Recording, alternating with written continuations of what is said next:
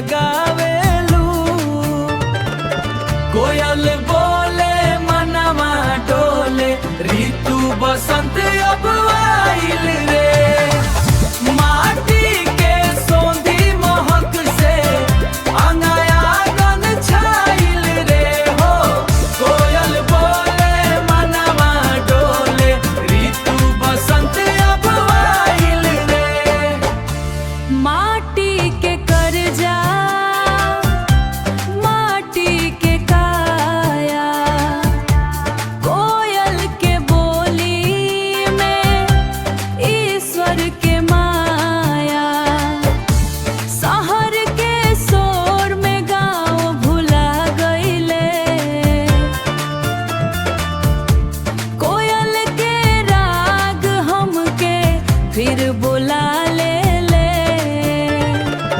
कोयल बोले मनवा डोले, ऋतु बसंत अब आइल रे। माटी के सोंधी महक से अंगयागन छाइल रे हो। कोयल बोले मनवा डोले, ऋतु बसंत अब आइल रे।